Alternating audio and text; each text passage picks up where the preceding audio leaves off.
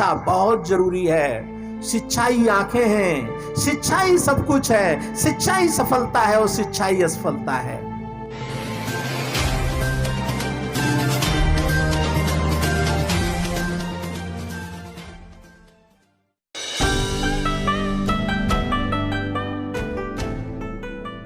मैं निवेदन करूंगा डॉक्टर सुरेश बाबू जी से आए। सभी को मेरा जय भीम, नमो बुद्धाय। मंच पर बैठे सभी सम्मानित, मेरा जय भीम। आज के इस प्रोग्राम के ऑर्गेनाइजर्स,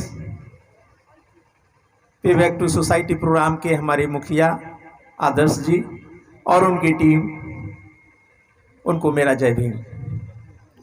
आज इस पश्चिम गांव में शिक्षा के लिए माता सावित्रीबाई फुले के नाम से उद्घाटित हो रहा है। हम सभी बाबा साहब को जानने वाले हैं, मानने वाले हैं, बल्कि बाबा साहब की वजह से ही यहां तक पहुंचे हैं, जीवन को समझ पाए हैं। मैं मेडिकल कॉलेज में प्रोफेसर हूं, यहीं से एमबीबीएस किया, यहीं से एमडी किया, संयोग से यहीं मेरी नौकरी लग गई। और मैं बाबा साहब का कृतज्ञ हूं कि जिनकी वजह से मैं डॉक्टर और आज यहां तक पहुंच सका। और उनके लिए मैं कोशिश करता हूं कि हर क्षण अपने जीवन के आखिरी समय तक बाबा साहब को पेबैक करूं। बाबा साहब को ज्ञान का प्रतीक कहा जाता है। एक चलते फिरते यूनिवर्सिटी थे। जिस बच्चे को पढ़ने नहीं दिया गया, जो बच्चा स्कूल के बाहर बैठ के पढ़ा, आखिर वो ज्ञान का प्रतीक कैसे बन गया? आखिर ये बाबा साहब के अंदर ये ललक कहां से आ गई? ये चीज कैसे समझ गए? ये शिक्षा का महत्व बाबा साहब के अंदर कैसे आया? बाबा साहब ने ज्योतिबा फूले को समझा, माता सावित्रीबाई को समझा। जब ज्योतिबा फूलों के अंदर झांक लिया उन्होंने, माता सावित्रीबाई के दिल और दिमाग को झांका उन्होंने, तो समझ गए कि बिना शिक्षा के कुछ नहीं है।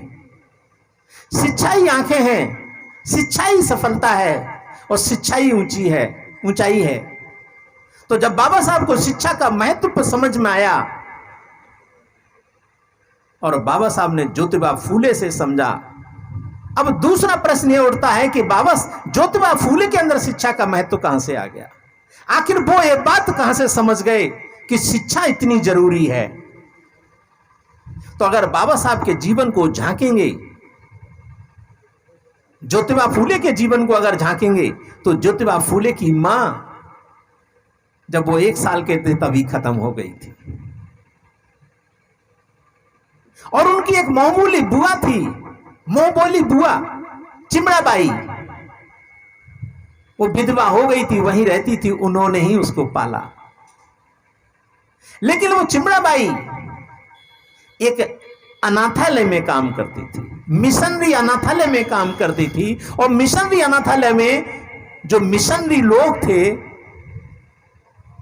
वो चिमड़ाबाई को पढ़ाते थे, और चिमड़ाबाई को पढ़ाते में उन्होंने शिक्षा के महत्व को चिमड़ाबाई के दिल और दिमाग में घुसा दिया।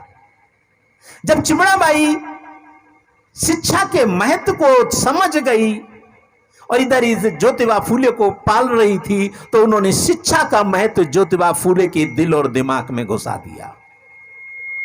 और जब ज्योतिबा फूले अपनी बात को समझ गए कि शिक्षा बहुत जरूरी है, शिक्षा ही आंखें हैं, शिक्षा ही सब कुछ है, शिक्षा ही सफलता है और शिक्षा ही असफलता है, जब जीवन का तथ्य शिक्षा समझ में आ गया, तो उनकी 13 साल की पत्नी जो सावित्रीबाई फूले जब शादी होकर उनके घर में आई ना, तो सबसे पहले उन्होंने अपनी पत्नी को शिक्षा का महत्व पढ़ाया। पत्नी को पढ़ाना शुरू कर दिया, क्योंकि पहले बाल विवाह हो जाया करते थे। तो अपनी पत्नी को जब शिक्षा का महत्व समझाया और पत्नी की दिल और दिमाग में शिक्षा का महत्व जब समझ में आ गया, तो सावित्रीबाई फूले ने अपने दिमाग में फोकस कर लिया कि बिना शिक्षा के कुछ भी परिवर्तन नहीं है। और शिक्षा, महिलाओं की शिक्षा बहुत जरूरी है। जब तक महिलाओं की शिक्षा जरूर नहीं होगी तब तक भारत में परिवर्तन नहीं हो सकता। पुरुषों के सापेक्ष महिलाओं की शिक्षा जरूरी है और उन्होंने अपने दिल और दिमाग में बैठा लिया, अपने को फोकस कर लिया और शिक्षा के लिए निकल पड़ी महिलाओं को शिक्षित करने के लिए। जब उन्होंने फोकस कर लिया और उसमें बीच में जितनी भी अड़चने आई, वो अड़चने पता नहीं चल रही, उनको अड़चने फेस करने का उनको एक जज्बा पैदा हो गया। और जब आगे बढ़ी, शिक्षा के महत्व को समाज में उतरी लेकर के, तो एक दूसरी बहन उनको मिली, फातिमा शेख, उनके भाई उस्मान शेख, जो भटक रही थी, चारों तरफ तड़फड़ा रही थी कि मैं अपने समाज को, इस भारत के गरीब लोगों को, भारत के इस मूल निवासी समाज को, भारत के इन बासिंदों को की आंखें में कैसे खोलूं। तो फातिमा शेख ने अपना घर ही नहीं दिया, सारी सुविधाएं, सारी चीजें, यहां तक कि वो भी एक प्रथम मुस्लिम महिला शिक्षिका बनी उस स्कूल में। माता सावित्री बाई के बारे में कहा जाता है ये एक प्रथम भारत की शिक्षिका थी। किसी महिला को पढ़ने पढ़ाने का अधिकार नहीं था। ज्योतिबा फूले ने पत्नी को बताया और पत्नी ने समाज की सारी महिलाओं को बताया। आज हम उन्हीं के नाम पर शिक्षा के महत्व को समझने का कोशिश कर रहे हैं और समझाने का कोशिश कर रहे हैं। हमारे बीच में छोटे छोटे बच्चे हैं, अगर इन्होंने शिक्षा के महत्व को समझ लिया, शिक्षा को फोकस कर लिया, तो दुनिया की कोई भी ताकत इनको डिगमिगा नहीं सकती। ये अपनी सफलता को निश्चित रूप से पाएंगे। मैं इसी बात के साथ अपनी बात को रोकता हूं। सभी को जय हिंद। पे बैक टू सोसाइटी को बहुत बहुत धन्यवाद दूंगी कि उन्होंने ये एकेडमी का यहाँ पे शुरुआत की।